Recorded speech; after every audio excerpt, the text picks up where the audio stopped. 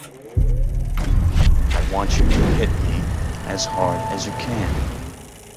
He's one of the most influential comedians of all time, starred in some of the greatest films ever made, and can play literally anything and everything, from an old Asian man to a donkey. Eddie Murphy shaped pop culture with nothing more than a few dirty jokes and a handful of great films. Sometimes his name conjures up wonderful cinematic comedy, other times it conjures nothing but the shittiest of shit. But that is the special enigma that is Eddie. You never know what's gonna happen when Mr. Murphy is around. So what the fuck happened to Eddie Murphy? WTF! Eddie Murphy grew up in Brooklyn. He had a rough childhood. They were poor, his mother was very ill, and he had to spend some time in foster care. And his biological father was murdered. So Eddie used comedy to escape his real-life drama. And he actually looks back on his childhood with mostly happy memories. He was having so much fun that he didn't realize he was poor. He loved television and would imitate the cartoon voices he heard. And young Eddie focused more on making people laugh than going to class. And after making a few female classmates scream while doing an Al Green impression at a talent show, he knew exactly what he wanted to do for the rest of his life. And he did just that. Still doing just that.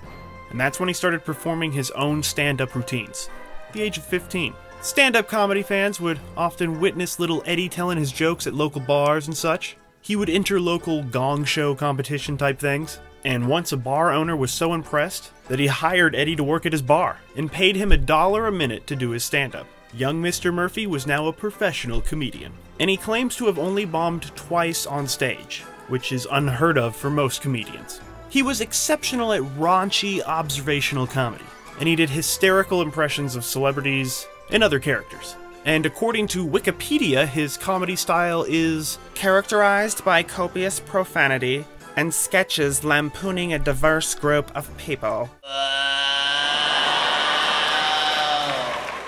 By the age of 19, he was cast on Saturday Night Live.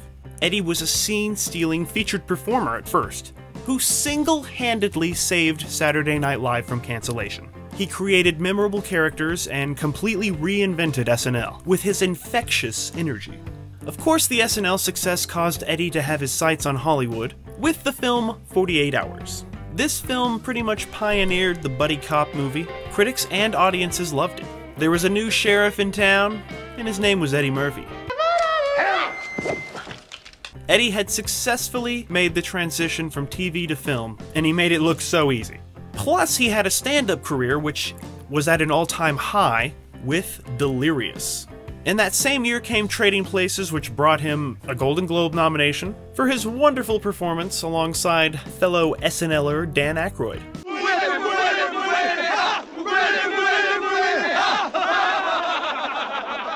Then Eddie Murphy changed the world with Beverly Hills Cop. This was a box office smash and pretty much made him a superstar overnight. He was like the most famous person in the world.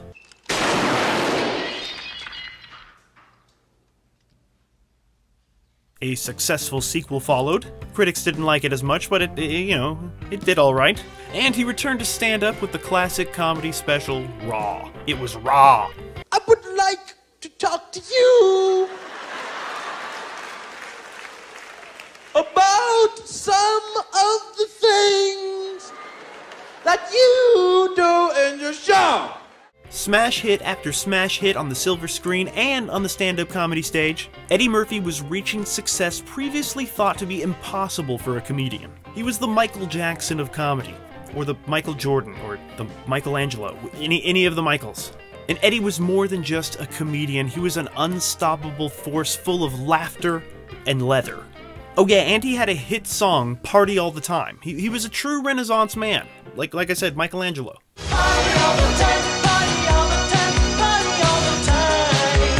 Then came The Golden Child, which made money, but it wasn't really liked by critics. Audiences weren't too crazy for it either at the time, but over time people started to look back at the film as one of his better performances, so you never know. Some films age like wine and they taste better after a couple decades in a cellar. But any doubt in Eddie was soon shaken off by Coming to America, another massive hit. And this film would show the world that Eddie had Peter Sellers-like abilities to play multiple characters, each hilarious in their own special way. Aha! Aha! Then he stepped behind the camera for his directorial debut with Harlem Nights. It should have been a massive hit with Eddie alongside his comedy idol Richard Pryor, but no, critics and audiences didn't really like it that much. But it would take more than just a couple of not-so-good movies to hurt Eddie. It would take a lot of not-so-good movies to hurt Eddie, which would definitely be coming. And we all know that Eddie loves sequels, but sometimes sequels don't love Eddie, and audiences don't love them either and get tired of seeing the same thing over and over, like with Another 48 Hours and Beverly Hills Cop 3. I haven't seen those. I like the first ones. People say these are not as good, and I will trust them, but I'll still watch it anyway because you gotta give things a fair chance. But people say these are bad, so they're bad. Bad movies. Bad.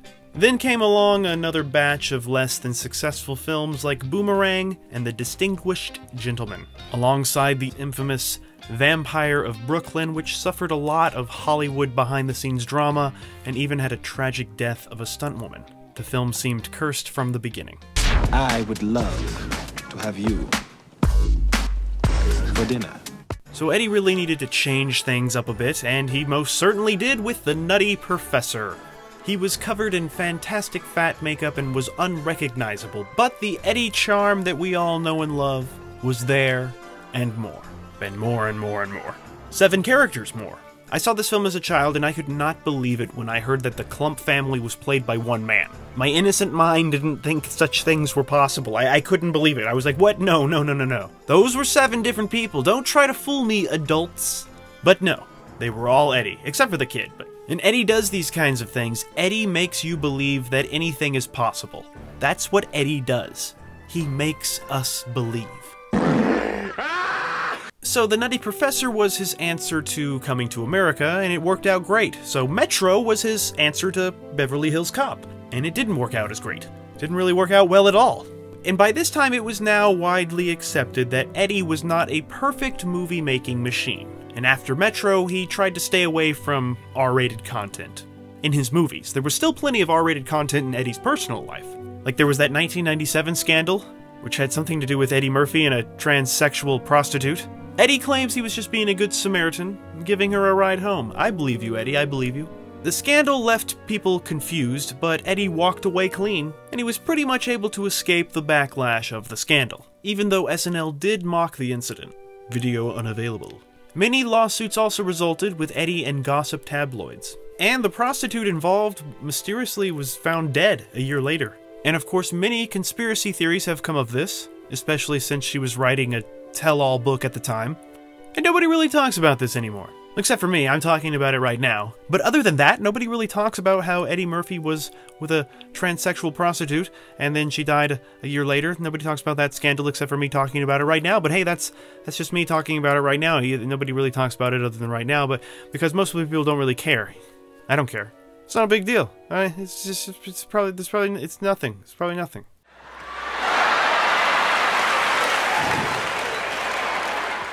Okay, yeah, so yeah, back to movies, so the next step in Eddie's career was more family-friendly, like Dr. Dolittle, which was a big hit, big enough to get a sequel, and The Nutty Professor got another successful sequel as well, and major animated triumphs with Mulan and Shrek.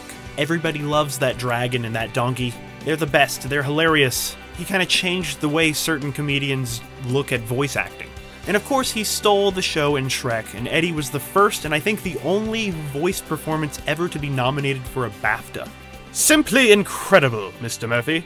And the Shrek movies were so popular that they kept making them for like a decade. There's a ride, and there's karaoke bash parties, and direct-to-DVD Christmas specials, and it's just a juggernaut. It's unstoppable. Got to try a little tenderness. And Eddie Murphy ended the millennium with a hilarious bang in 1999's Bowfinger. 1999, great year for movies, and this was one of them. But Bowfinger wasn't exactly a blockbuster, but it did make money and critics loved it. Bowfinger has actually become a cult favorite.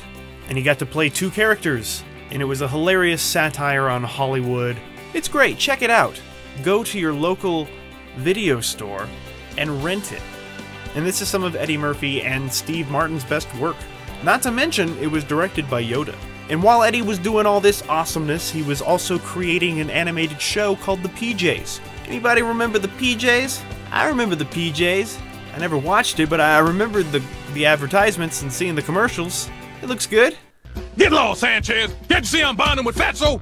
The beginning of the 21st century delivered Eddie a series of forgettable films, like Life, Holy Man, and Showtime. I only remember Showtime because it was the first movie that I didn't like. I was in middle school, and at the time, I pretty much could enjoy anything that was slapped up on the silver screen, and I was just happy to be at the movies, you know? I love movies. I loved movies. I still love movies. All movies were good to me back then. And I was like, whoa, look, there's Eddie Murphy. I like him, and there's Robert De Niro. I like him. So why don't I like this movie? My young, innocent mind could not handle such things. It was a real eye-opening moment for me. Showtime showed me that it wasn't always showtime at the cinema. Movies could be bad. Eddie Murphy could be bad.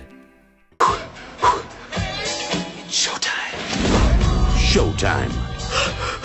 It's showtime! That's the stupidest thing I ever heard. His first major flop was The Adventures of Pluto Nash. It has 4% on Rotten Tomatoes. I don't know if you're good at math, but 4% is not a lot of tomatoes. It cost over $100 million and could barely earn back 7 worldwide, and I don't know if you're good at math, but that's a lot of millions. Gone. Lost forever.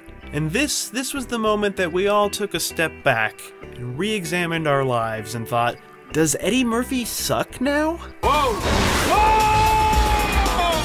Whoa! This was followed by the very forgettable I Spy.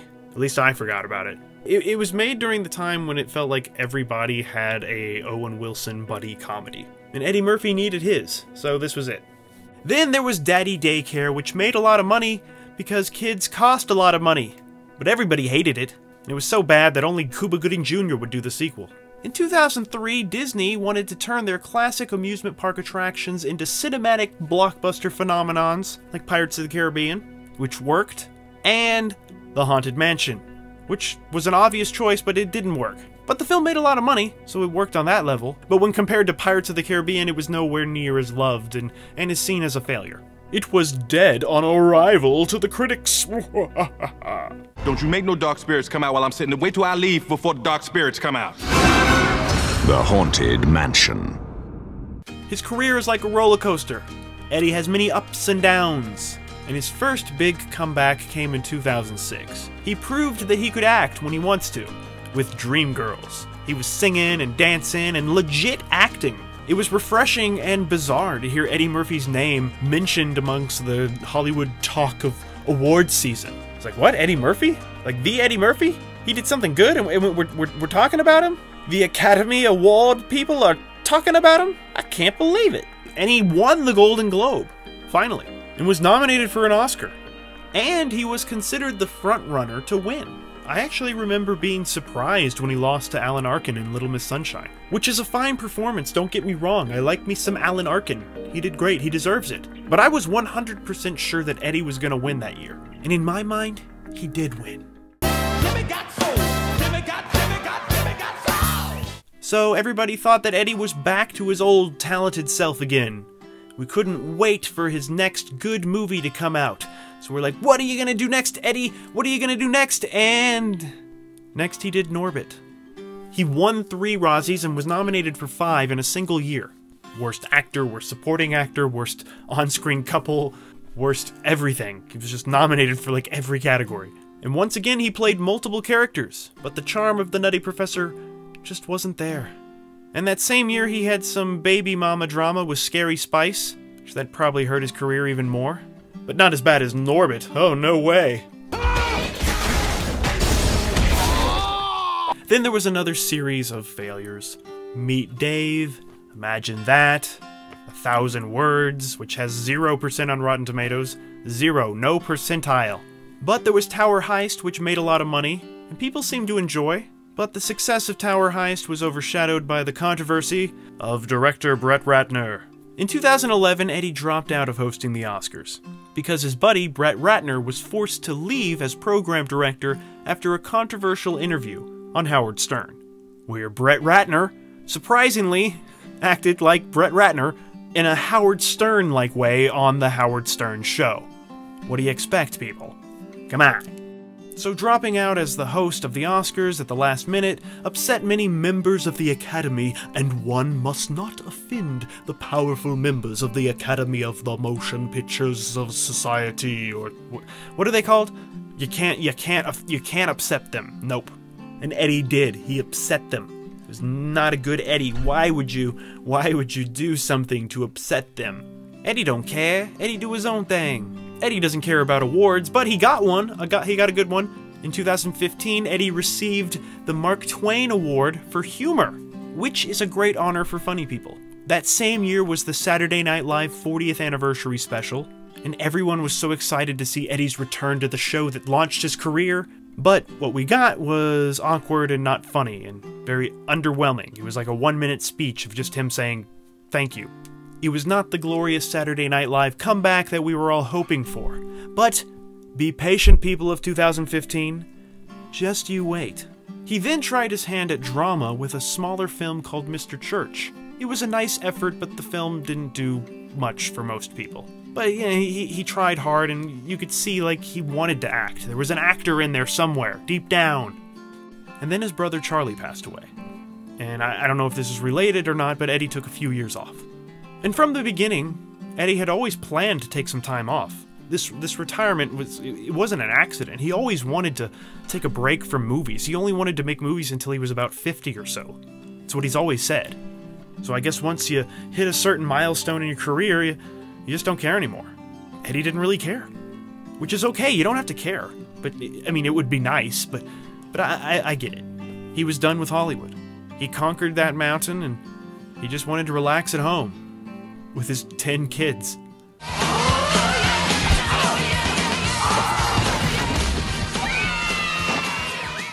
And actually, Eddie said that now he just makes movies out of boredom. Thank God Eddie got bored, because he recently gave us one of his best performances to date with Dolemite Is My Name. There's been award buzz surrounding this Netflix flick, and Eddie seems to be on top again, especially after his incredible return to SNL. He hosted a great episode where he brought back some of our favorite Eddie characters with a fresh new take. This was the Eddie we wanted, and we're so happy this is the Eddie we have right now, and we really hope that this is the Eddie we continue to have forever. So what the fuck did happen to Eddie Murphy? Well, a lot happened. A lot of great films, a lot of not so great films, a couple of scandals, but he's fun to root for. Even when his films are maximum suckage, you still want him to win. You still want Eddie to succeed, because I believe that the world never stopped believing in Eddie. We knew that he had more good films in him. He just needed to get the bad ones out of his system. And now he's back to good old Eddie. A big old smile, sassy energy. I love me some Eddie. So things seem good for Eddie. It's all good news. Extra breaking news, Eddie Murphy is funny again. I repeat, Eddie Murphy is funny again. And that's some of the best news I've heard in a long time. So thanks for the laughs, Eddie. I knew I could count on you. And we just, if we could get the script just right, is something that we'll do. But it has to be perfect, because I don't want to do anything else that sucks ever again. That's a good goal. Yeah. That's a really good goal. I think most of us have that goal. Striving. Good. Well, I hope. I don't want to suck no more. No. All right.